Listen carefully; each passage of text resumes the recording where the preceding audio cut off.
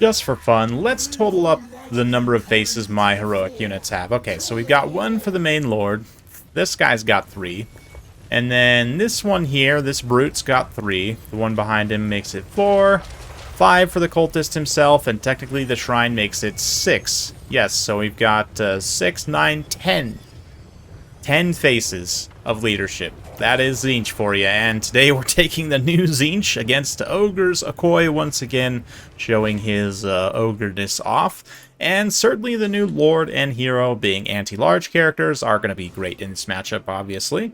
We took them both on foot just so they could slog it out and tank it out as much as possible.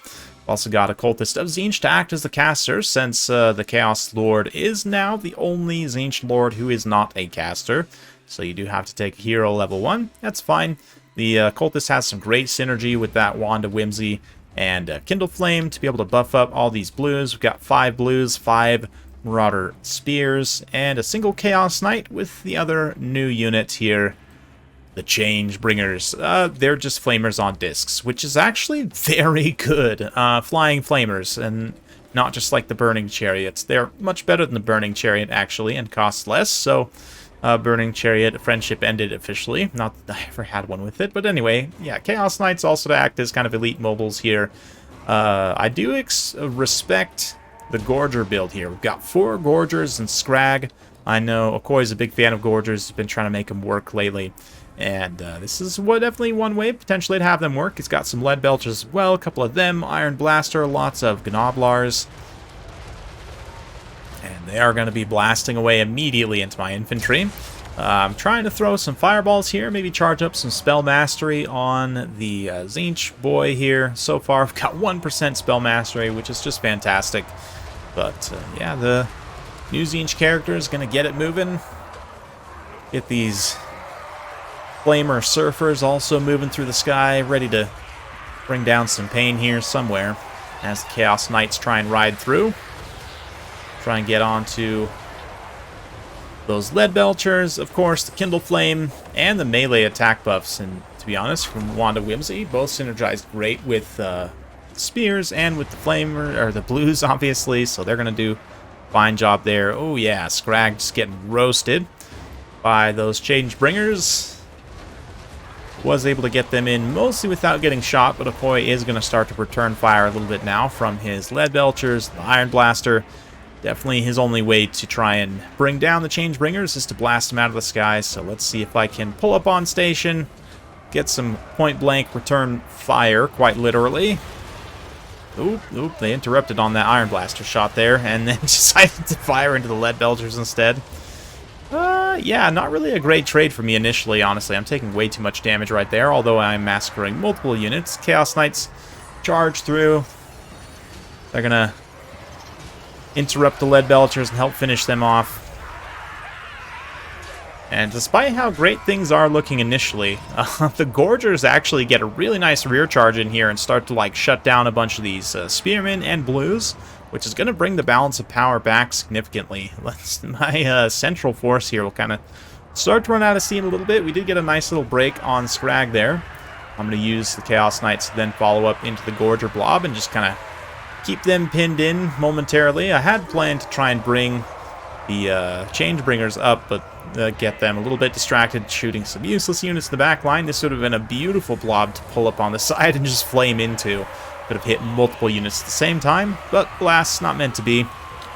Let's just watch them in the background as the Tzeentch Knights fight it out here against overwhelming forces. They're going to struggle somewhat, but let's check in on the 4 heads of generalship here.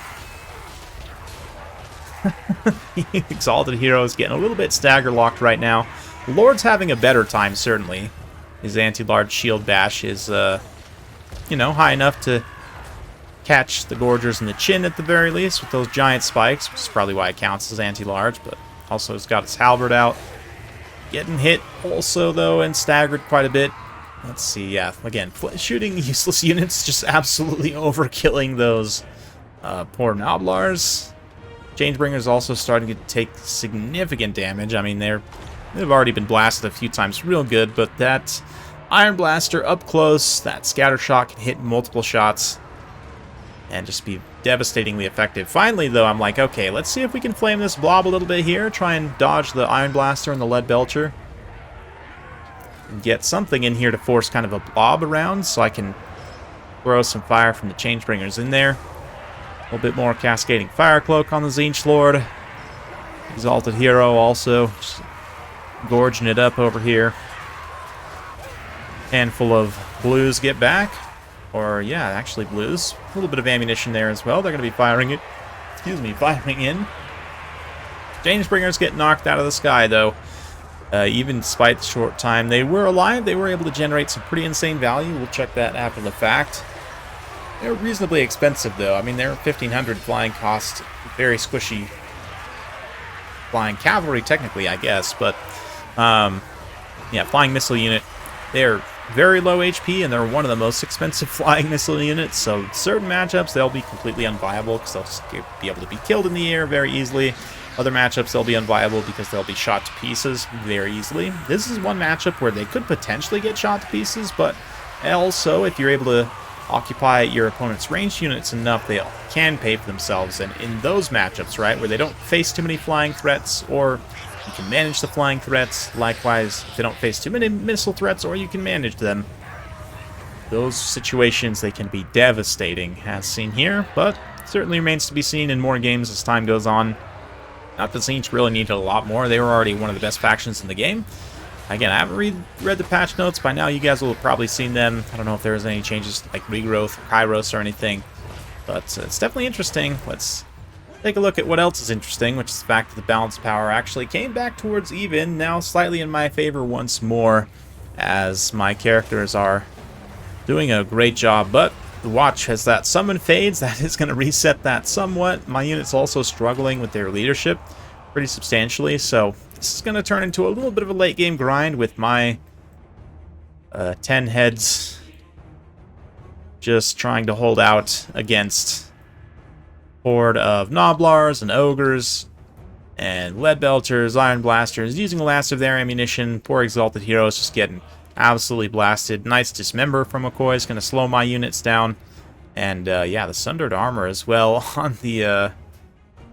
Well, this is not great, but the Standard Die also is a new one for Chaos Lord of Tzeentch, which does give Area of Effect damage resistance, which is just insanely strong. I mean, arguably one of the strongest modifiers, if not the strongest modifier in the game when it comes to defensive stats.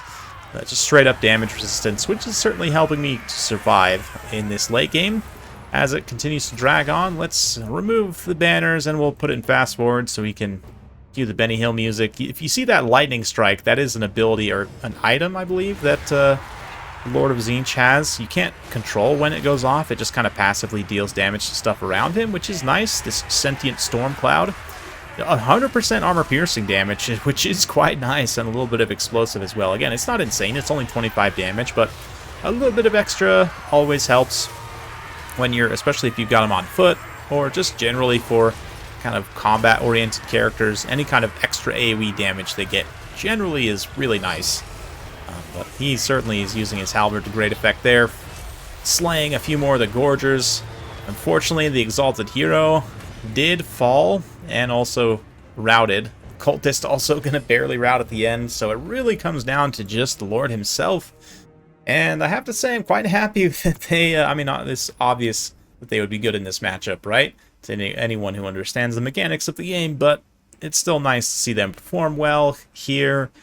Matchup, they could also perform well, potentially Newtonia, who knows. I'm curious to see how in actual practice they end up being. I think definitely this matchup and a few others, I could see them being pretty solid. The cost also isn't too bad. We'll look at that here in just a moment, but both end up being reasonably cost effective. The Cultist also is a great kind of caster synergy for them, providing constant buffs, and also Kindle Flame for your flaming units like these Blue Horrors, all of which did a great job, some of them almost doubling their damage value. Marauder Spears also, again, super obvious pick in this matchup, but nonetheless effective. Chaos Knights also. Changebringers, almost 2,000 damage value. They cost 1,500, so very cost effective for me as a damage dealer unit in this matchup.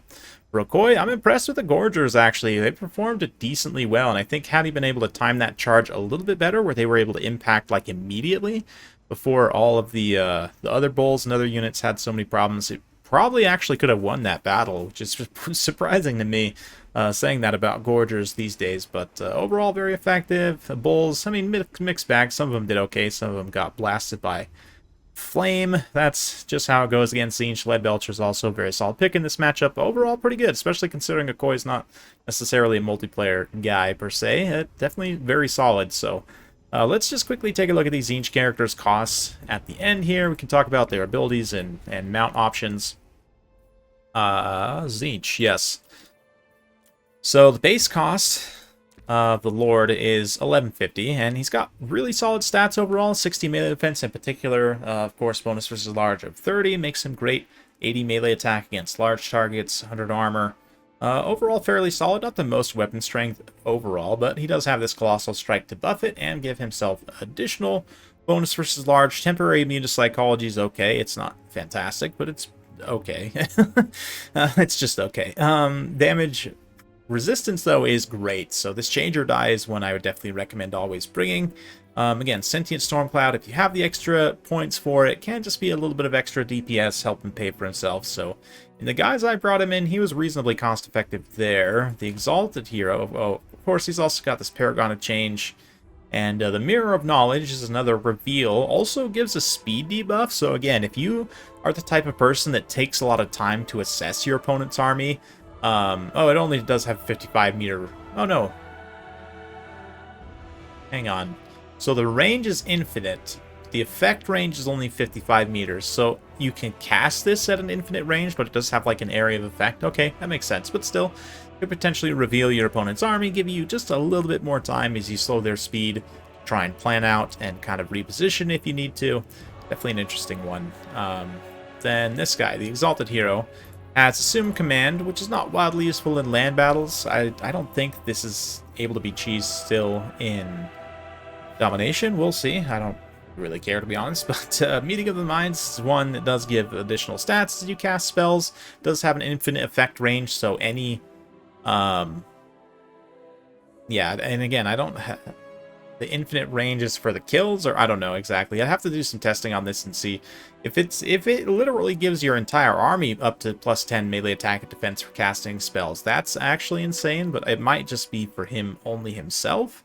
I need to do some testing on that. Colossal Strike also has Book of Secrets, can be insane, can also be kind of useless. Not useless, but the Withering Heat and the Enfeebling Foe are certainly yet less useful than if it procs Fate of Buna. But it's also, like, kind of inconsistent, because if you pop this on a single entity expecting one of the debuffs to help you win a critical fight, and then it uses Fate of Buna, that's actually not going to be very good. So, I don't know. It certainly is interesting. Basically, it randomizes between one of those three effects, right? Which, again, useful, consistently good, not really sure. Fun, sure. I'll buy that, but... yeah, then the Golden Eye of Tzeentch also gives missile resistance 40% in an activate, which can be decent situationally, I think. A little bit of barrier replenishment as well. If you're going into a fight, I guess, expecting a big shootout for whatever reason, maybe this is a good ability to take because it gives you extra barrier and missile resistance, but a little bit of an odd one, I think, as well. Which is why generally I would cut most of these. In fact, I think I only had Colossal Strike on that last one, which means he was around cost effective, not exactly, but you could also cut Colossal Strike, no problem. He'd probably perform close to the same. 850, not bad. He's basically just like a single entity Chaos Warrior Halberd, right? And actually a little bit less than the marked Tzeentch variant. But it does have the ability to take Horse, which also retains the anti-large. Of course, Chariot gives him anti-infantry, not wildly useful. The disc allows him to fly. 400, not crazy, but, I mean, let's see. In comparison, I mean, like the Noble, if he gets on the Eagle, he loses his anti-large, right? But, a Dark Elf Master is also one that can get a flying mount similar with anti-large. Let's see, this guy, not that you actually see him all that much, but technically this exists. 550, so he's 1150 base cost. Yeah, 1250, pretty close to the same. Stats are going to be overall pretty similar. The Exalted Hero of Tzeentch does have better weapon strength, which is 1 point in his favor. That's one pretty poor thing about the Masters. And a lot of the elf melee heroes, to be honest, just have terrible weapon strength, which is why you don't see them very much. But yeah, better melee attack overall, less charge bonus, better armor, also gets the barrier. And magic damage, which in particular the barrier for flying units is huge, can be very, very useful. So certainly an interesting one, especially when you can say, like, bring this guy as a little bodyguard for somebody like Kairos, right? Like if you have a flying caster lord. Where is Kairos? There he is. So, of course, you can also cast Regrowth on him to heal him up, so there's some direct synergy between the two of them. Harmonic Convergence, of course, so you can maybe self-cast it, go 2v1, Gaze of Fate. There's a lot of synergy for Kairos himself, but let's look at that another day. This is it for today. Hopefully you guys enjoyed that. If you like this sort of content, be sure to like, subscribe, hit that bell notification. Every time I upload a new video, you'll be notified. Thanks again. We'll see you next time.